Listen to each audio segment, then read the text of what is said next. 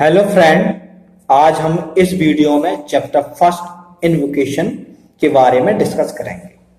First question put up here, what is the meaning of invocation. Invocation का मतलब क्या होता है, जिसका हिंदी में मतलब सीधा मंगलाचरण होता है। This poem the part of earthwave, इस पोएम इस कविता को अर्थवेव से लिया गया है। इसके राइटर अविनाश चंद्र बसु हैं। इन्होंने इस कविता में ये बताने की कोशिश की गई है कि हमें अपने तथा जो गैर लोग हैं उनके साथ किस प्रकार से रहना चाहिए, किस प्रकार से हमें संसार में शांति की स्थापना कर सकते हैं तथा युद्ध न हो, ऐसी किन बातों को अपन फॉलो करें जिससे आने वाले समय में हम पूरे विश्व में एक शांति की स्थापना कर सकें। इस कविता का मोटिव है, यही सार है, यही समरी है।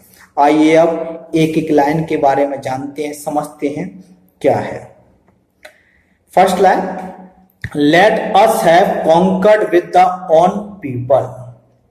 हमें वो व्यवहार, कॉन्कर्ड मतलब सामंजस्य, ऐसा व्यवहार, मित्रतापूर्वक व्यवहार, जिस प्रकार का व्यवहार हम अपने लोगों के साथ करते हैं, जिन लोगों को हम जानते हैं, रिलेशन में जो लोग होते हैं, परिवार वाले होते हैं, जिनके साथ हम जिस प्रकार का व्यवहार करते हैं उसी प्रकार का व्यवहार and concord with the people who are the stranger to us, उन लोगों के साथ भी करना चाहिए जो अजनबी हैं, जिन्हें हम लोग नहीं जानते हैं। Ashwin create between us and the stranger unity of heart.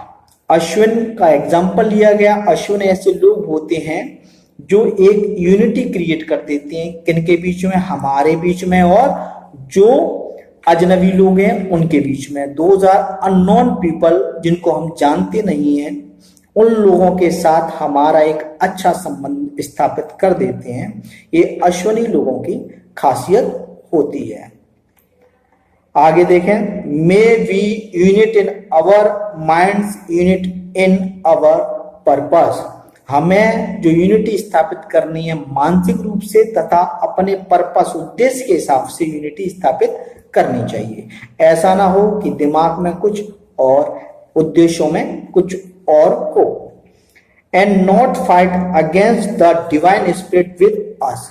और हमें अपने जीवन में अपने अंतरात्मा की आवाज को कभी नहीं दबाना चाहिए, उनके खिलाफ कभी भी युद्ध नहीं करना चाहिए। जो एक आत्मा है आपकी, जो डिवाइन स्पिरिट है, ऐसी चीज जो आपकी अंदर विराजमान है, उसकी आवाज को कभी नहीं दबाना चाहिए, अर्थात उसके खिलाफ कभी भी युद्ध नहीं करना चाहिए। हमें उस आवाज को सुनना चाहिए और उसके हिसाब से अपने प्रयास करने चाहिए।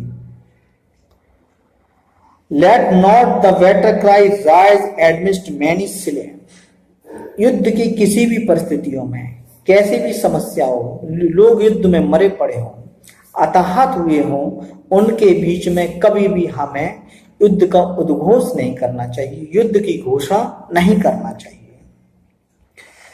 Nor the amidst of the war god fall with the break of the day।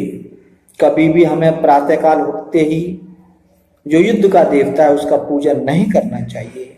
जगते ही हमें कभी भी युद्ध का उद्घोष नहीं करना चाहिए। अकॉर्डिंग टू लाइन मैंने आपको एक एक का मतलब बताया है।